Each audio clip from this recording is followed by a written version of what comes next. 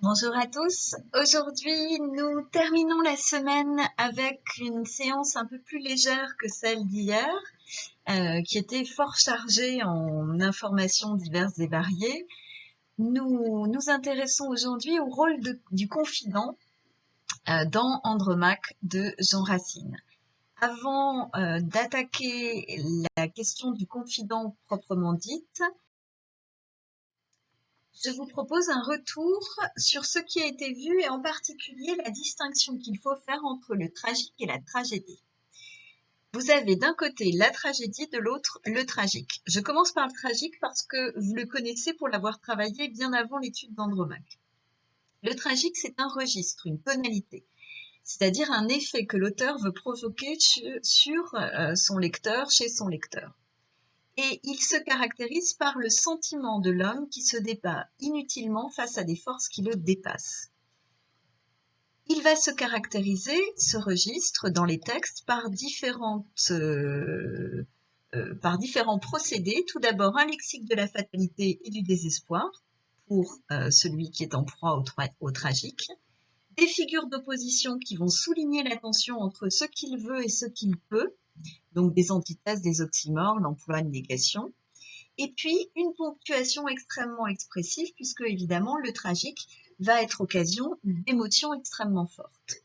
Donc, vous voyez bien que le registre tragique, le tragique, peut tout à fait exister dans d'autres genres que la tragédie. Vous pouvez avoir du tragique dans un roman, dans une poésie, dans une bande dessinée. De l'autre côté, la tragédie. La tragédie, c'est un genre littéraire avec des règles définies. C'est tout d'abord une pièce de théâtre. Alors, vous allez m'opposer le fait que l'on dit que, par exemple, un virus qui confinerait les 3/4 de l'humanité, c'est une tragédie. Eh bien non, ou plutôt, c'est une définition de la tragédie qui est incorrecte. C'est un mot qui a évolué au cours du temps, mais qui définit, quand on parle de littérature, une pièce de théâtre. Aujourd'hui, on l'emploie un petit peu à tort et à travers pour évoquer quelque chose qui va causer des morts. Or, ce ne sont pas, au sens littéraire, des tragédies.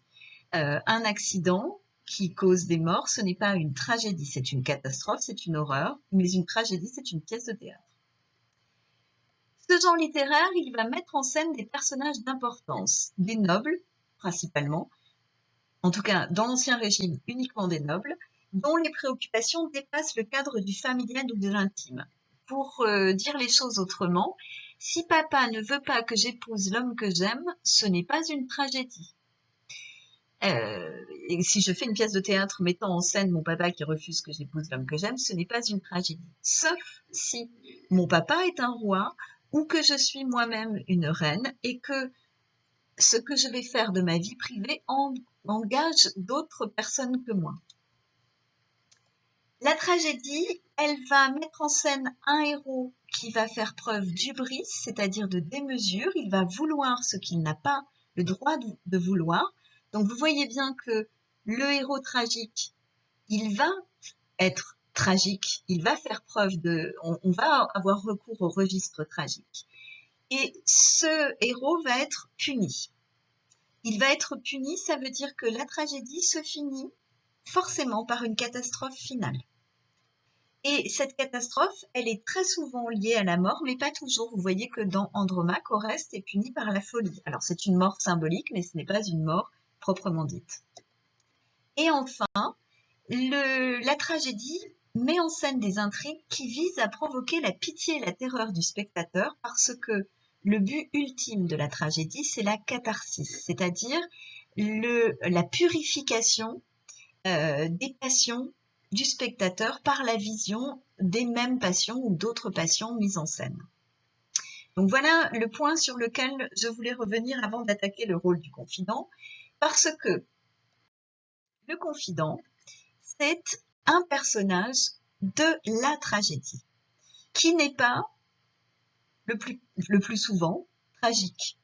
C'est un personnage de la tragédie et comme c'est un personnage récurrent, c'est-à-dire qu'il revient quasiment dans toutes les tragédies, il importe de comprendre son rôle.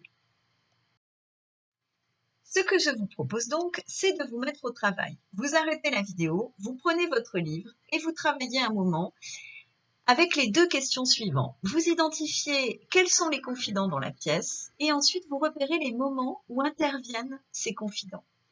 Vous travaillez sur votre livre, ça vous change un peu du travail sur écran et une fois que vous avez terminé, vous relancez la vidéo. Quant à moi, je continue et je propose une correction de ces questions. Je vais vous demander tout d'abord d'identifier les confidents dans la pièce. Donc les plus malins d'entre vous seront allés voir la didascalie initiale avant l'acte premier, qui répertorie tous les personnages, et auront vu qu'il y a 4 confidents. 2 qui sont indiqués comme tels et 2 qui ne le sont pas. J'expliquerai ensuite pourquoi. Premier confident, qui est une confidente, c'est Cléone, la confidente d'Hermione. La deuxième, c'est Céphise, la confidente d'Andromaque. Et puis ensuite, nous avons Pylade, le confident d'Oreste, qui a aussi un autre rôle dans la pièce puisqu'il est l'ami d'Oreste. Or, ce ne sont pas les mêmes rôles, celui d'ami et de confident. Donc, ce personnage va avoir 2 rôles et c'est pour ça qu'il n'est pas indiqué comme confident. Et il en va de même pour Phénix, le confident de Pyrrhus, qui a aussi un autre rôle puisqu'il est gouverneur de Pyrrhus. Ce que l'on peut remarquer, c'est que donc chaque personnage principal a un confident. Il s'agit donc d'un rôle primordial si systématiquement le héros a son confident. Je vous demandais ensuite de repérer les moments où interviennent les confidents. Donc il ne vous aura pas échappé qu'ils interviennent dans de très nombreuses scènes. En fait, dans chaque scène de cette pièce, il y a un confident, sauf dans la 3e de l'acte 2 et la 1re et la 4e de l'acte 5. Ce qui confirme le fait que ce sont des personnages d'importance, les confidents, c'est le fait qu'ils sont extrêmement présents sur scène.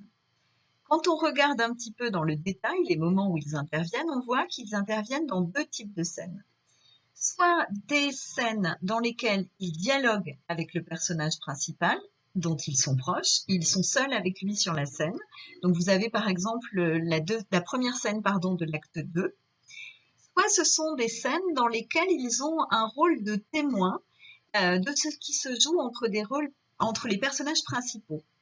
À ce moment-là, le confident peut être soit muet, soit intervenir pour confirmer ce que dit